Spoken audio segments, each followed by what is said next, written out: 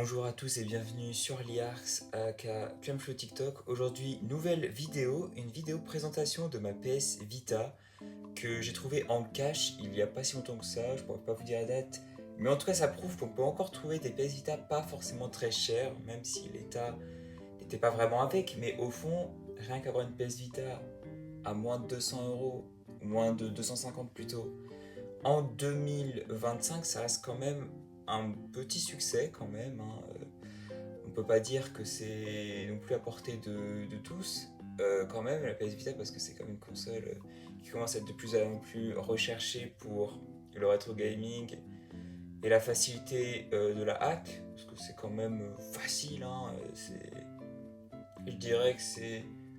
Bon, non, je vais dire au même niveau de la 3DS, mais comme 3DS, c'est un peu plus technique. Non, PS Vita, normalement, si vous faites bien tout comme il est formulé, si vous avez surtout la version 2000, c'est très facile.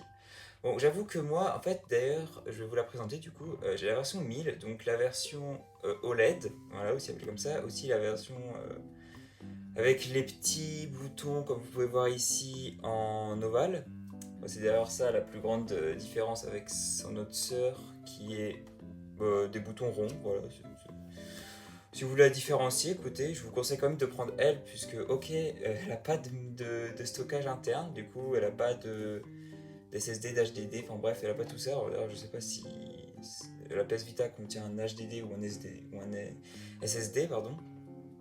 C'est une très bonne question, voilà, je me suis pas posé, mais bon, enfin bref, ça n'en possède pas. Du coup, il n'y a pas de mémoire interne, il y a juste la RAM et la RAM, voilà, c'est tout. Du coup, bon. Il est donc écrit ici que c'est un modèle, je sais pas si vous voyez, 1400, 1000, ouais, 1004, n'importe quoi. Donc voilà, PS Vita, etc. Donc pour ceux qui se demandent quel prix je l'ai payé, bah je l'ai payé 130 euros. Donc oui, c'est vrai que pour l'État... Non, en vrai, même pour l'État, je pense que c'est un bon prix, en vrai, c'est pas non plus... Voilà, surtout en cash. Bon, d'ailleurs, sur l'étiquette, il y avait écrit pas de tactile, alors que c'est une PS Vita. Enfin, PS Vita, il y a du tactile quand même, c'est un peu le but de la console. Mais enfin bon, enfin, c'est quand même une des fonctionnalités dessus, même assez gadget, ça reste une fonctionnalité. Du coup, j'ai pas trop compris pourquoi il n'y avait pas écrit, mais bon, pourquoi pas. D'ailleurs, je vais vous présenter donc l'état. Bon, on peut voir qu'ici, il y a quand même pas mal Oui, d'ailleurs, elle est un peu crasseuse. Enfin, elle était un peu crasseuse quand j'ai acheté, maintenant ça va mieux puisque je l'ai nettoyée, logique.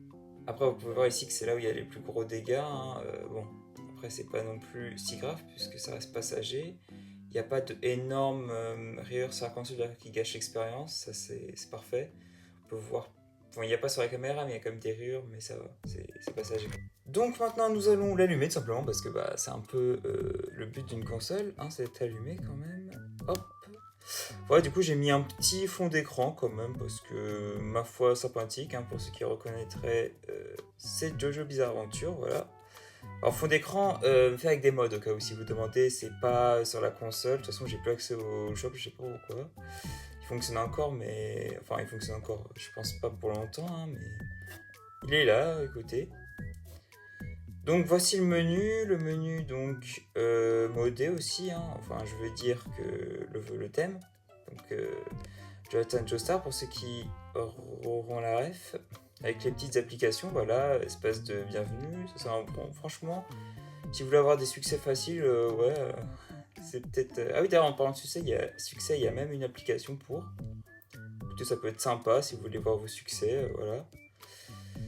Et après tout ça, bon, lien PS4, je pourrais pas vous dire si ça marche encore, puisque bah, j'ai pas de PS4, du coup, bah, ça va plus vite.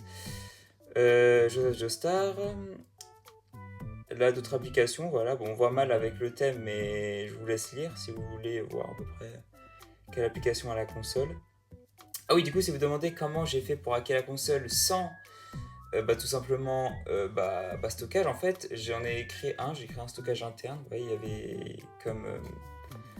Il y était comme. Comment dire. Bon, je vous montrerai après. Sinon, bah voilà, justement, hop, on va y aller. Ouais, c'est ici. Alors, je sais plus où. Si je me trompe pas, c'est voilà, c'est là. Il y a écrit créer tout simplement une mémoire interne, voilà, pour les consoles donc qui n'en possèdent pas, dont la mienne du coup, puisque c'est un modèle 1000 OLED donc. Mais bon, du coup, c'est un OLED, c'est-à-dire que c'est une meilleure qualité d'écran, alors que l'autre c'est juste LCD donc C'est des OLED LCD, c'est quand même triste, hein, un peu comme la Switch OLED et la Switch 2. Donc enfin bref, après du coup on a des petites applications hack, hein, comme c'est ce que je voulais vous présenter depuis le début. Donc VitaShell, c'est nécessaire pour hacker la console tout simplement. L'émulateur PSP, oui, parce qu'on peut émuler la PSP sur la PS Vita, donc franchement, non, je vais peut-être plus l'approcher, voilà la console, ce sera mieux. Donc bon, je vais pas la démarrer parce qu'elle prend un peu de temps, mais c'est vraiment l'interface PSP, enfin vous savez quoi, allez hop là.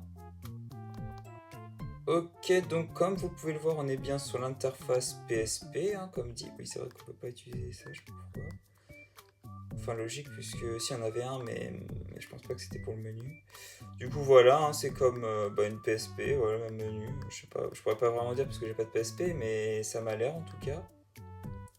Enfin bref, du coup, ah oui, pour l'éteindre, il faut éteindre la console, du coup c'est peut-être un peu... Justement, on va pouvoir voir comment la console s'allume. Donc voilà, petit logo qui est de très bonne qualité d'ailleurs, hein, avec les consignes à suivre pour jouer à la console. Hop.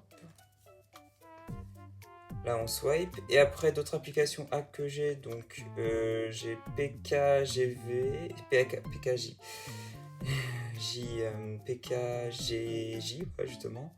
Alors ça je peux pas vraiment vous dire ça sert à quoi, mais bon, je pense que vous avez une petite idée. Ça, bon, ça je sais pas pourquoi je l'ai. Ça c'est pour gérer les thèmes tout simplement. Ça c'est pour avoir les embrouilles donc.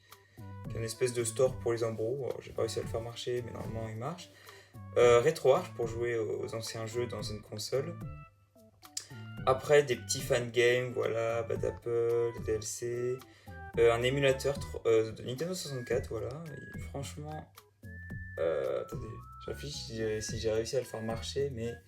Ah oui, c'est vrai, j'ai installé deux jeux qui n'étaient pas compatibles. Bon, c'est vrai que c'est un peu bête ce que j'ai fait, mais bon, c'est pas grave. Pour sur Discord, voilà, d'ailleurs, n'hésitez pas à me dire dans les commentaires si vous voulez une vidéo avoir Discord sur PS Vita. Je serais ravi de lire vos commentaires du moins. Et après, FTP, c'est pareil que FTPD sur Nintendo 3DS. Du coup, voilà. C'était toutes les applis que j'ai sur ma PS Vita simplement.